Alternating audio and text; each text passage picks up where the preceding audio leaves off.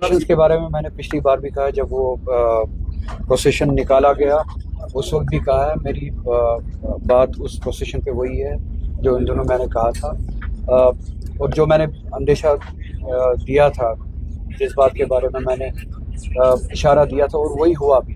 उस प्रोसेशन को उन्होंने इस्तेमाल किया फिर अपने प्रोपेगेंडा के। पार्लियामेंट में आपने देखा होगा कि अमित शाह ने कैसे उस प्रोसेशन का इस्तेमाल किया, और ये झूठ बोल के कि ये प्रोसेशन मुहर्रम के प्रोसेशंस की इजाज़त कश्मीर में मिलती नहीं थी, हमने दी, और शिया सुन्नी डिवाइड करने की कोशिश की, ये बता के कि वहाँ पे सुन्नी एडमिनिस्ट्रेशन हुआ करती थी और शियों को मुहर्रम प्रोसेशन निकालने नहीं दिया करती थी, और कैसे इक्वेट किया मुहर्रम प्रोसेशन को सिनेमा के साथ, शराब खानों के साथ। एक list of elements of normalcy Amit Shah ने पोस्ट एब्रोगेशन 370 का जो उन्होंने इल्यूजन ऑफ नॉर्मलसी क्रिएट करने की कोशिश की, और क्या कहा कि क्या किस किस चीज़ से ये इंडिकेटर्स मिलते हैं कि नॉर्मलसी आई है। उसने उस लिस्ट में सिनेमा का नाम लिया, शराब खानों का नाम लिया, और उसी सेंटेंस में उसने मुहर्रम के उस जुलूस का नाम लिया।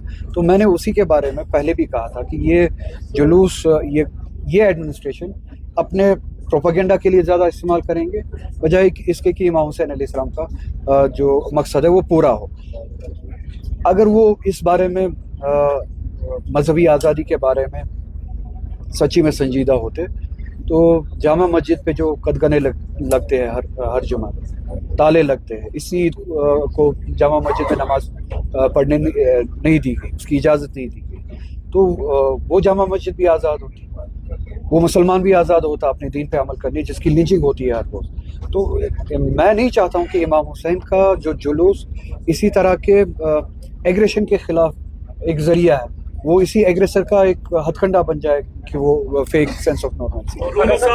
फारूक साहब कह रहे हैं कि they want to knock the doors of the Supreme Court for the statehood, तो इस पे आप थोड़ा बहुत रिएक्शन दीजिए। और उमर साहब भी तैयार है अब स्टेप डाउन होने के लिए, सब्जेक्ट भी है कि स्टेटहुड मिलेगा। सर एड ऑन करूंगा मैं कि अफवाह चल रही है कि स्टेटहुड की बिल जो है पेश की जाएगी अगले पार्लियामेंट सेशन में, तो कैसे? अफवाहों के बारे में मुझे नहीं पता, जब अगर बिल पेश होगी तो तब उस पर बात करेंगे।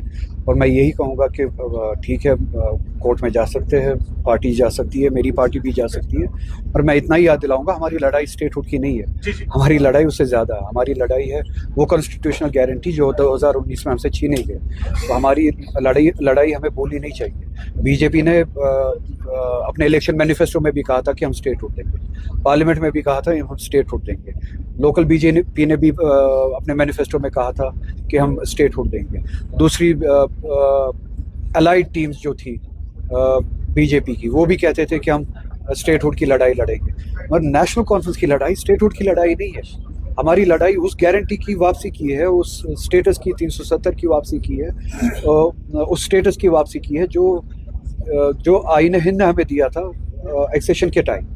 और हमारी लड़ाई जो डिसीजंस 2019 5 अगस्त को लिए गए उनको रिवर्स कराने के लिए। सीएम जो कह रहा है वो 370 की बात नहीं कर रहा, वो हमेशा जो है स्टेटहुड। वो आप उनसे सवाल करें। ये बताइए कि स्टूडेंट्स की डिमांड है कि जो अभी रिजल्ट आया एक एजुकेशन से रिलेटेड प्रोग्राम से रिलेटेड क्वेश्चन। जी मैं सुना, बस एजुकेशन से रिलेटेड मैं वेट कर रहा हूँ।